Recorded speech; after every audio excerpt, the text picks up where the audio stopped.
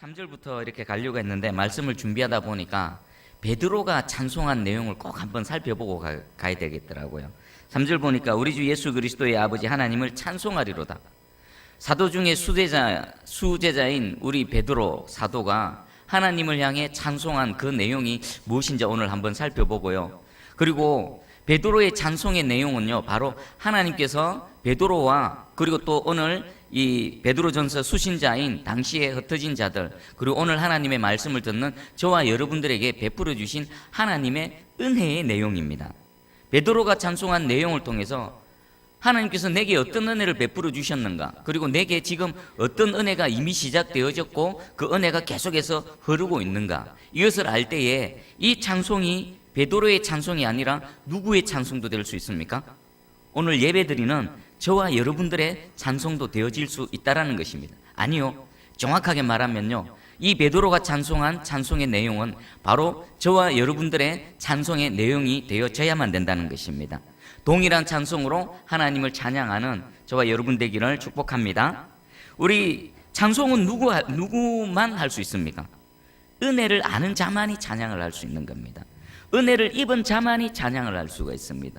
우리 사도 바울도요, 수많은 서신서 가운데에 특별히 대표적으로 에베소서 1장 3절 보면 찬송하리로다.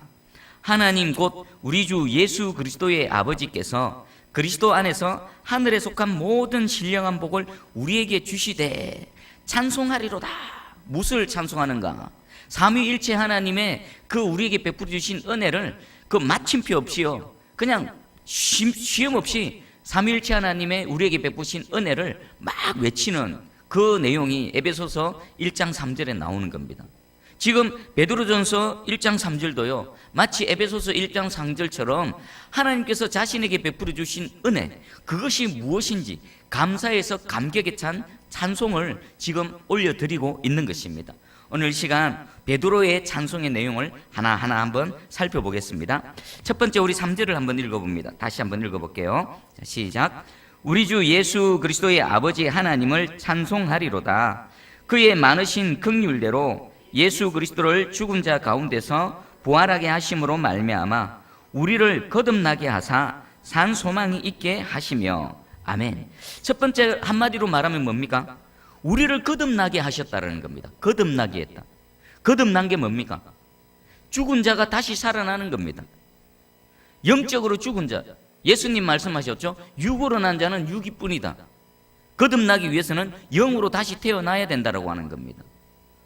내 영이 죽어 있는 이 영이 하나님의 생명의 능력으로 말미암아 산 영이 되어지는 게 바로 거듭남의 은혜입니다. 우리가 하나님으로부터 많은 은혜들이 있습니다. 그 중에 가장 첫 시작이면서 가장 절실하게 필요한 게 뭘까요? 거듭나야 되는, 살아나야 되는 겁니다. 살아나야 그 다음에 있는 겁니다. 거듭남의 은혜가 없으면요, 그 다음이 있을 수가 없는 겁니다. 그래서 사도 베드로는 많은 은혜 중에서 자신을 거듭나게 하신 그 하나님의 은혜를 먼저 찬양하고 있습니다.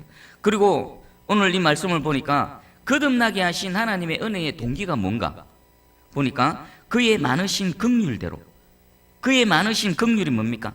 크신 자비로, 그의 불쌍히 여기심으로, 죄악 가운데 죽어져가는 우리 인생들을 불쌍히 여기심으로 하나님께서 그 불쌍히 여기시는 마음의 동기로 우리에게 거듭남의 은혜를 주셨다는 겁니다. 그러면 이 거듭남의 은혜가 우리에게 주어지게 한 방법은 뭔가? 예수 그리스도를 죽은 자 가운데서 부활하게 하심으로 말미암아 그리스도의 십자가와 부활 사건을 얘기하는 겁니다. 왜 그리스도의 십자가와 부활이 우리에게 거듭남의 그 방법이 되어집니까? 십자가에서 무엇이 이루어졌습니까? 우리를 죽게 만들었던 죄의 문제가 해결되어진 겁니다. 이것이 먼저 선행이 안 되면요, 그 다음 부활이 없습니다. 죽어야 살아나는 것처럼 우리의 죄의 문제를 십자가에서 예수 그리스도가 죽음을 통해서 우리를 죽게 만든 죄의 문제를 싸그리 해결하신 것입니다. 그리고 나서 하나님께서 부활의 능력으로 예수 그리스도를 살려주시고요, 예수 그리스도를 믿는 자에게 부활의 생명에 동참케 하셨다라는 것입니다. 그리고 이것이요, 우리에게 산 소망이 되어졌다라고 고백합니다. 베드로가 무식합니까? 절대로 안 무식합니다. 얼마나 이 성령의 감동함으로 정확하게 하나님께서 베푸신 은혜를 단 한마디로 요약해내고 있습니까? 거듭남의 은혜. 이것은요, 우리 모든 하나님의 백성들에게 가장 먼저 임해야 되는 은혜임과 동시에 무엇보다도 절실한 은혜입니다. 여러분들, 요한복음 우리 3장에 보면요, 니고데모와 예수님의 대화가 있습니다. 제가 소개해 드릴게요.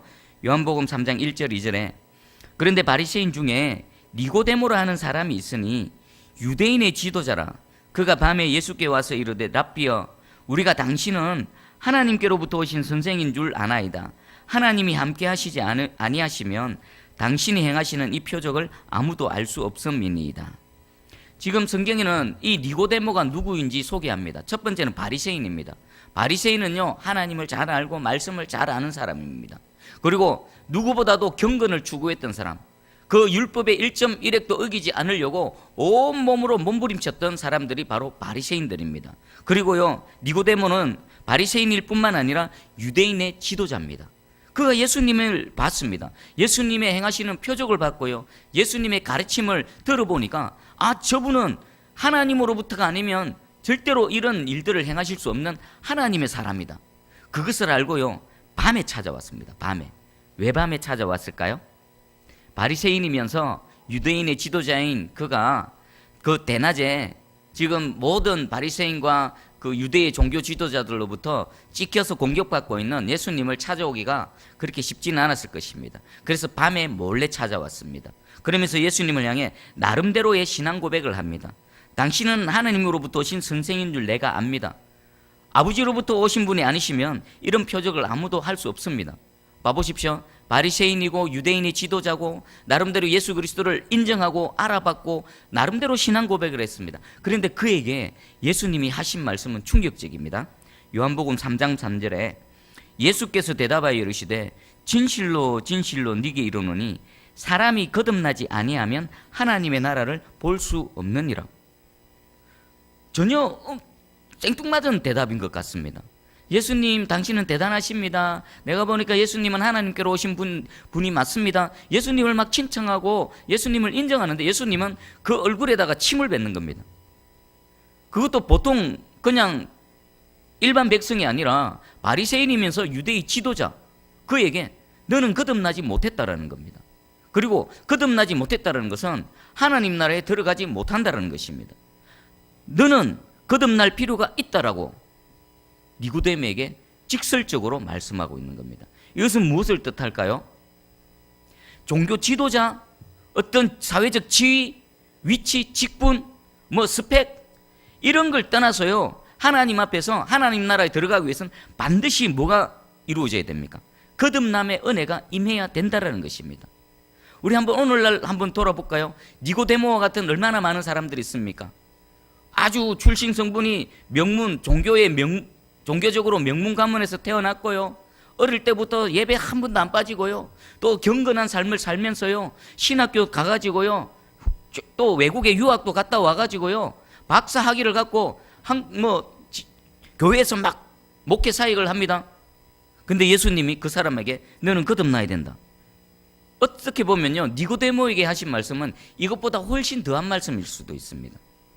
여러분들, 지금 이 거듭남의 은혜는 다른 무엇보다도 우리에게 가장 먼저 선행되어져야 되는 은혜고, 베드로가 다른 어떤 은혜보다도 내게 이 거듭남의 은혜를 주심을 감사합니다라고 찬양하고 있습니다. 오늘 이 자리에 예배드리는 저와 여러분들의 사회적 지위, 또 교회 안에서의 신분, 직분 이런 모든 것들을 떠나서요, 베드로의 찬양의 이 내용, 거듭남의 은혜 가운데 살아가는 저와 여러분들 되기를 축복합니다. 그리고 두 번째를 한번 볼게요. 두 번째가 4절입니다. 4절을 읽어봅니다. 자, 시작. 썩지 않고 더럽지 않고 쇠하지 아니하는 유업을 있게 하시나니 곧 너희를 위하여 하늘에 간직하신 것이라. 아멘. 두 번째 찬양의 내용이 하늘의 유업을 이어받게 하셨다. 하늘의 유업, 상속입니다. 상속. 하늘의 하나님 아버지의 상속을 내가 이어받았는데 그 하늘의 상속분은 특징이 있습니다. 썩지 않는다. 그리고 더럽지 않다. 쇠하지 않는 유업이다. 여러분, 이 땅에 속한 것 중에서 썩지 않고 더럽지 않고 쇠하지 않는 그 무엇이 있을까요? 잘 없는 것 같습니다. 그리고 또 썩지 않고 더럽지 않는 것이라 하더라도 그것이 안전하게 보존이 되어질까요? 그것을 약탈하려고 도둑질하려는 수많은 사람들이 있습니다. 대부분의 것들은요, 이 땅의 것들은 썩거나 더럽거나 시간이 지나면 낡고 또 후패해지는데, 설령 그렇지 않다 하더라도 그것을 노리는 사람들이 너무나 많습니다. 그런데 하늘에 속한 이 유업은요, 썩지도 않고 더럽지도 않고 쇠하지도 않는다. 하나님께서 이 유업을 상속분으로 우리에게 주셨다라고 말하고 있습니다. 그리고 우리 예수님도 이렇게 말씀하셨습니다. 마태복음 6장 20절에 오직 너희를 위하여 보물을 하늘에 쌓아두라. 거기는 좀이나 동록이 해하지 못하며 도둑이 구멍을 뚫지도 못하고 도둑질도 못하느니라. 아멘. 하나님께서 이 거듭난 자에게 주시는 하늘나라의 이 유업은요, 썩지도 않고 더럽지도 않고 또 쇠하지도 않을 뿐만 아니라 누가 도둑질하지도 못하도록 하나님께서 꼭 지키시고 보호하셔서 여러분들의 소유를 확보해 주신다는 것입니다. 하늘의 유업을, 이것은 장차 받을 것이 아니라 이미 우리에게 주어진 것입니다. 베드로는 이 유업을 나는 이미 받았다, 이 유업 가운데 살아가고 있다라고 베드로는 찬양하고 있습니다. 이 찬양은 지금 이 베드로스를 읽고 있는 수신자뿐만 아니라 믿음으로 지금 예배드리는 저와 여러분들에게도 동일한 은혜로 주어진 줄 믿습니다. 할렐루야. 그리고 세 번째가 또 우리 5절을 한번 읽어봅니다. 5절 시작. 너희는 말세에 나타내기로 예비하신 구원을 얻기 위하여 믿음으로 말미암아 하나님의 능력으로 보호하심을 받았느니라. 아멘. 자, 또 5절에서 아주 중요한 또 고백을 하고 있습니다. 말세의 구원을 얻기 위해서 반드시 필요한 조건이 뭡니까? 믿음이죠. 믿음. 하나님께서 우리를 구원하실 때 무엇 보고 구원하십니까? 믿음 보고 구원하시는 겁니다. 근데 그러면은 이 믿음은 우리가 끝까지 어떻게 해야 됩니까? 지켜야 되는 겁니다. 그러면 사단은 우리를 공격할 때 우리의 무엇을 공격할까요? 우리의 믿음을 공격하는 겁니다. 끊임없이 쉬지 않고 또 온갖 방법을 동원해서 우리를 공격하는데, 저와 여러분들이 소유하고 있는 그 믿음을 공격합니다. 만약에 그 사단의 공격에 우리가 당해버려서 내 믿음을 잃어버린다, 그러면 사단은 승리하는 겁니다. 그 믿음을 끝까지 지키고 소유해야만 마지막 날에 말세의 구원을 얻게 되어지는데, 그 말세에 이르기 전까지 내가 이 믿음을 잃어버린다 그러면요, 우리는 구원을 상실하게 되어진다는 겁니다. 그런데 베드로 사도는요, 우리에게 너무나 감사하고 기쁜 소식을 전합니다. 이 믿음이 하나님께서 보호하시는데 무엇으로 보호하신답니까? 하나님의 능력으로 그 믿음을 보호해 주신다라는 것입니다. 이 말씀을 믿으시기 바랍니다. 우리는 때로는 연약해서 넘어질 수도 있고 또 실수도 할 수도 있고, 또 사단이 핍박이라는 방법으로, 때로는 유혹이라는 방법으로 끊임없이 우리를 공격해 낼 것입니다. 근데 우리도 깨어 있어서 그 사단의 공격과 대적하며 싸워 나가야 됩니다. 하지만요, 싸워서 나간다 하더라도 궁극적으로 그것을 이길 수 있는 방법은 무엇입니까? 하나님 은혜입니다. 하나님의 능력입니다. 그런데 감사하게도 하나님의 능력이 끝날까지 우리를 지키시고 보호하신다라고 베드로가 고백하고 있습니다. 이 고백은 저와 여러분들의 고백이기도 합니다. 하나님의 능력이 우리에게 주신 이 믿음을 끝까지 지키시고 보호하여 주시는 겁니다. 우리 찬송가 357장 후렴 부분 보면요, 믿음이 이기네, 믿음이 이기네, 주 예수를 믿음이 온 세상 이기네. 여러분들 믿음 잃지 마시기 바랍니다. 현실 상황이 어렵다라고 해서 믿음 잃지 마시기 바랍니다. 베드로는 왜 이 말을 지금 이 베드로전서 수신자들에게 전할까요? 이들의 상황이 어떻다라고 지금 지난 시간에 말씀을 통해 배웠습니까? 고난입니다. 핍박입니다. 환난입니다. 지금까지도 예수 믿는다는 것 하나 때문에 삶에 여러 가지 손해와 핍박을 당했는데, 이제 또 다른 더 큰 핍박의 문이 열렸습니다. 네로 황제의 로마 시대에 그 잔인한 그 핍박이 시작되어졌고, 그 속에서 살아가는 그들, 사단은 그 상황을 통해서 믿는 자들의 믿음을 공격하는 겁니다. 믿음을 부인하게 만들어버리고요, 믿음을 떠나가게 만들어버리는 겁니다. 사자 입 앞에서 믿음을 부인해라. 그러면 살려줄게. 와, 여러분들 어떻겠습니까? 사자가 앞에서 으르렁거리고 있습니다. 예수 그리스도를 믿는 믿음을 부인하면 놓아줄게. 심지어는 처자식을 앞에 놔놓고 예수 그리스도 부인해라. 그러면 놓아줄게. 아니면 사자 입에 죽는다. 어떡할래? 정말 믿음은 목숨을 걸어야 되는 겁니다. 믿음은요, 그냥 주여 주여 한다고 되는 게 아니라 믿음은요, 진짜 내 목숨, 내 생애 전체를 하나님께 거는 것, 그것이 믿음입니다. 그래서요, 우리 예수님은 마태복음 10장 22절에 또 너희가 내 이름으로 말미암아 모든 사람에게 미움을 받을 것이나 끝까지 견디는 자는 구원을 얻으리라. 여러분들 끝까지 견디셔야 됩니다. 우리 편에서도 끝까지 견뎌야 되고요, 하나님 편에서도요, 하나님의 그 전능하신 능력으로 우리의 믿음을 끝까지 지키시고 보호해 주실 것입니다. 우리가 끝까지 견딜 수 있는 근거가 뭡니까? 내가 내 힘으로 끝까지 견디는 것이 아니라 오늘 베드로가 고백하는 그 하나님의 능력으로 보호하심을 받았다라는 이 약속의 말씀 붙들고 견디며 나아가는 것입니다. 그럴 때에 우리가 마지막까지 잘 견뎌내어서 말세에 영원한 구원을 얻게 되어질 줄 믿습니다. 그리고 이 말씀을 전하는 베드로를 한번 생각해 보십시오. 베드로는요, 한번 크게 넘어졌던 사람입니다. 베드로는 누구보다도 크게 가장 큰 소리 치면서 호언장담을 했지요.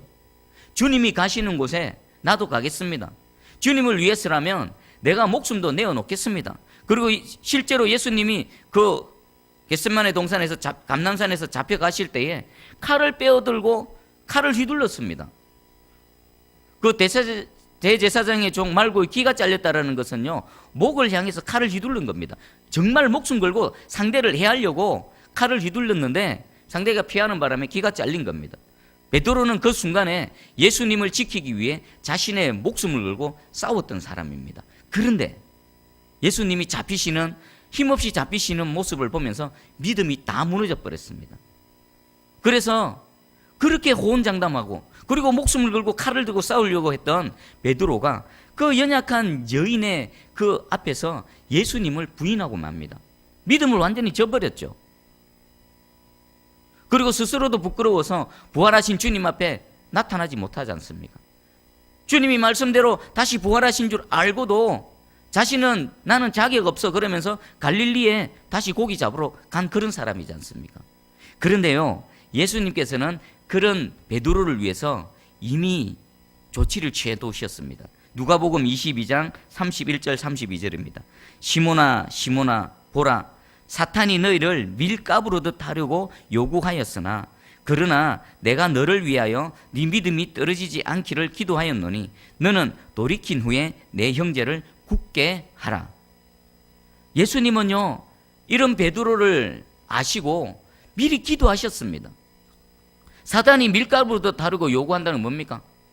그 현실적인 고난과 핍박 가운데 믿음을 잃어버리게 만드는 그 사단의 공격이 있었다는 겁니다. 그리고 사단의 공격은 유효했고요, 베드로는요 그 믿음을 저버리고요 예수님을 부인했습니다. 그런데 예수님은 그 베드로를 위해서 믿음이 떨어지지 않도록, 믿음이 마지막 끈이 끊어지지 않도록 예수님이 베드로를 위해 기도했고요, 그리고 이 예수님의 말씀처럼 베드로는 돌이킨 후에 그리스도의 복음을 전하는 하나님의 사람으로 다시 일어서게 되어진 겁니다. 오늘 누가복음 22장의 31절 32절에 이 예수님의 이 기도는요, 베드로에게 뿐만 아니라 요한복음 17장의 대제사장의 기도로 그 제자들의 말을 듣고 또 예수 그리스도를 믿게 되어진 오늘날 이 예배드리는 저와 여러분들을 위해서도 하나님께서, 우리 예수님께서 이미 기도하신 줄 깨달으시기 바랍니다. 여러분들이 믿음이 떨어지려 할 때 그 마지막 믿음이 끈이 끊어지지 않도록 하나님의 능력으로 지키시고 보호하시는 하나님의 은혜가 우리와 함께하고 있는 줄 믿습니다. 아멘. 그리고 네 번째가 6절입니다. 우리 6절 한번 읽어봅니다. 시작. 그러므로 너희가 이제 여러 가지 시험으로 말미암아 잠깐 근심하게 되지 않을 수 없으나 오히려 크게 기뻐하는도다. 그리고 7절도 읽어봅니다. 시작. 너희 믿음의 확실함은 불로 연단하여도 없어질 금보다 더 귀하여 예수 그리스도께서 나타나실 때에 칭찬과 영광과 존귀를 얻게 할 것이니라. 아멘. 지금 이들은 혹독한 시험의 단계를 지나고 있습니다. 그리고 이 여러 가지 시험으로 잠깐 근심하게 되는데 이 근심으로 오히려 나는 기뻐한다라고 말합니다. 베드로는요, 그 사도행전에 스데반 집사의 순교 이후에 그리고 야고보 사도의 또 순교 이후에 제1타겟이었습니다. 그 이유는 베드로는 한순간도 공개적으로 자신을 드러낼 수가 없었습니다. 숨어서 다니면서 복음을 전하고 숨어서 자고 숨어서 생활을 했었습니다. 그런데 그 속에서요, 베드로는 나는 오히려 더 기뻐한다라고 고백합니다. 그 이유가 7절입니다. 너희의 믿음의 확실함은 불로 연단하여도 없어질 금보다 더 귀하다. 지금 당하는 이 시련들, 불시련은 금보다 더 귀하다. 왜 그런가? 예수 그리스도께서 나타나실 때에 칭찬과 영광과 존귀를 얻게 할 것이다. 지금 현실 가운데 일어나는 여러 가지 핍박과 고난과 또 눈물 흘리는 그 일들을 오히려 기뻐해라. 왜? 주께서 오시는 그날, 주님이 다시 나타나실 그날에 그것 때문에 하나님으로부터 칭찬받고 영광을 얻게 되고 존귀한 자가 되어질 것이라는 것입니다. 베드로는요, 지금 편안한 상태에서 이 고백을 하는 게 아닙니다. 똑같이 고난 가운데서 이 고백을 하고 있습니다. 그리고 베드로는 마지막에 어떻게 생을 마감했습니까? 십자가에 거꾸로 달려서 찬송하면서 그렇게 죽어져 갔습니다. 어떻게 인간이 그럴 수 있습니까? 바로 지금 베드로가 찬송하고 있는 이 하나님이 내게 베푸신 은혜의 내용을 정확하게 알고 있기 때문에, 그 은혜에 감격하고 있기 때문에, 그 핍박 가운데서도 마지막에 십자가에 거꾸로 달려서 죽어가면서도 하나님을 찬양할 수 있었던 것입니다. 이 믿음은요, 특별한 사람의 믿음만이 아니라 예수 그리스도를 믿는 하나님의 백성이라면 동일한 믿음의 소유자가 되어진 줄 믿습니다. 저도 그렇게 살아가야 되고요, 여러분들도 그렇게 찬송하며 살아가야 되는 줄 믿습니다. 그리고 어떤 전도자의 얘기를 들었습니다. 이방 민족에게 복음을 전하다가 많은 시련과 핍박을 당합니다. 그런데 어느 순간 핍박이 없는 겁니다. 그래서 이 전도자가 하나님께 기도하면서 이 뭔가 위기다. 하나님 왜 이렇게 편안합니까? 지금 내가 영적으로 뭐가 잘못되어졌습니까? 막 기도하고 있는데 갑자기 저쪽에서 돌이 날아와서 머리를 탁 때리더랍니다. 그때 정신을 붙여 할렐루야 감사합니다. 복음을 전하는 자는, 예수 그리스도의 사람으로 살아가는 자는 핍박과 환난이 오히려 당연한 것이고, 형통하고 뭔가 편안하면은 위기의식을 느낀다라는 것입니다. 베드로가 지금 그걸 얘기하고 있는 겁니다. 지금 당하는 잠깐의 근심은 잠깐일 뿐이다. 하지만 장차 우리가 누리게 될 하나님의 영광은 영원한 것이다. 그래서 나는 오히려 기뻐한다라고 고백하고 있습니다. 여러분들 성경을 봐보십시오. 하나님께 크게 쓰임받았던 사람들 중에 불같은 시험을 겪지 않은 사람이 누가 있습니까? 한 사람도 없습니다. 한 사람도 없어. 오히려 고난의 터널이 길고 깊으면 깊을수록 그 사람은 하나님께 더 크게 쓰임받는 것입니다. 여러분들 혹시 이 땅에서 지금 가정에서나 여러 가지 어려움을 당하고 있으십니까? 고난이 오히려 깊으시고 그 고난의 정도가 더 극심하십니까? 하나님이 여러분들을 더 사랑하시는 겁니다. 하나님이 여러분들을 더 믿어주시는 겁니다. 감당할 시험밖에는 주시지 않는다라고 하셨죠. 그러면 고난이 크면 클수록 하나님이 나를 그 큰 고난도 이겨낼 수 있는 그런 믿음의 소유자인 줄 아시고요, 그 큰 믿음을 우리에게 허락하셨다는 것입니다. 하나님이 나를 이 정도로 인정해 주시네, 감사하며 기뻐하시기 바랍니다. 그리고 그 끝에 끝나면 반드시 하나님께서 영광과 존귀와 찬송으로 여러분들을 반드시 높여주실 줄 믿습니다. 아멘. 그리고 우리 5번째 8절을 한번 읽어봅니다. 8절 시작. 예수를 너희가 보지 못하였으나 사랑하는도다. 이제도 보지 못하나 믿고 말할 수 없는 영광스러운 즐거움으로 기뻐하니 9절까지 믿음의 결국 곧 영혼의 구원을 받음이라. 아멘. 8절에 이 고백을 하는 베드로의 심정은 어떨까요? 예수를 너희가 보지 못했는데 사랑한다. 예수를 너희가 보지도 못했는데 믿는다. 어쩌면은 복음을 전하면서 자신이 전하는 그 복음을 믿고 우리 예수 그리스도를 사랑하고 하나님께로 돌아오는 그 이방인과 또 유대인들의 모습을 보면서 베드로는 어쩌면 의아해했을 것입니다. 베드로 자신은 어땠습니까? 예수님과 직접 대면하고 예수님과 3년이 넘는 세월을 동거동락하면서 또 예수님으로부터 직접 가르침을 받았고 예수님과 또 얼굴을 보면서 먹고 마시며 그리고 또 예수님의 죽으심과 예수님의 살아나심을 직접 경험했던 사람입니다. 그럼에도 불구하고 베드로는요, 큰 실패를 경험했지요.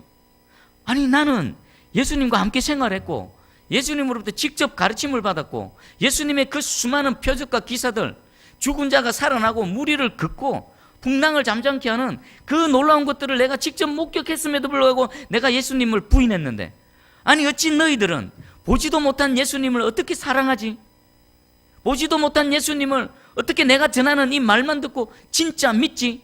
그것도 목숨까지 내어놓으면서 믿지? 베드로는 그 광경을 보면서 복음의 능력으로 말미암아 감격해서 지금 이 8절의 말을 외치지 않았을까 싶습니다. 그리고 9절에 믿음의 결국은 영혼의 구원을 받음이라.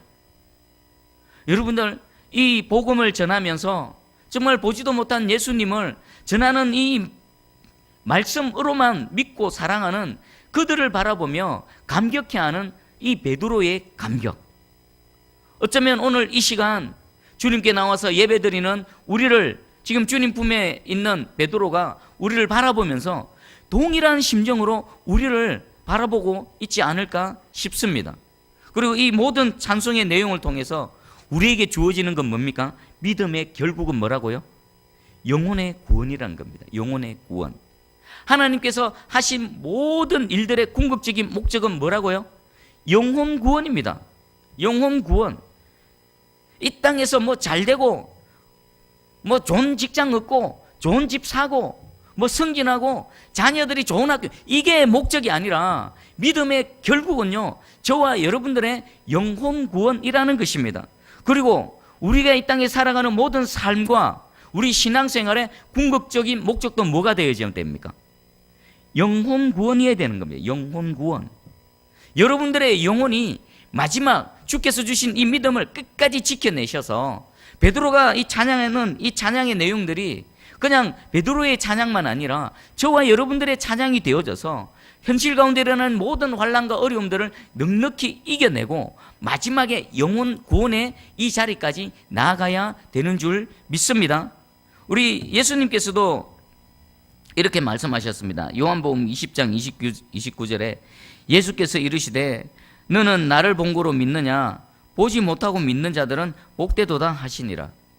도마와 그 예수님의 제자들, 부활하신 예수님을 눈으로 보고도 못 믿는 그들을, 그리고 도마가 예수님을 만져보고서야 그제서야 나의 주시오 나의 하나님이시라는 고백, 그 앞에 예수님이 하시는 말씀입니다. 너희는 나를 보고 믿느냐? 안 보고 믿는 자들이 더 복되도다. 그러면 베드로보다, 예수님의 제자보다 누가 더 복된 겁니까? 안 보고 믿는 저와 여러분들이 더 복된다라는 것입니다. 우리가 더 하나님으로부터 인정받고요, 하나님 우리를 그렇게 기뻐하신다는 겁니다. 베드로가 자신이 전한 그 복음, 보지도 못하고 한 번도 만나본 적 없는 예수님을 믿고 사랑하는 그들을 보면서 감격하는 것처럼 우리 예수님도 지금 이 예배 드리는 이 현장 가운데 영으로 임하셔서 보지 못하고 믿는 너희가 복되도다, 너희가 복되도다라고 하나님이 우리에게 말씀하고 계십니다.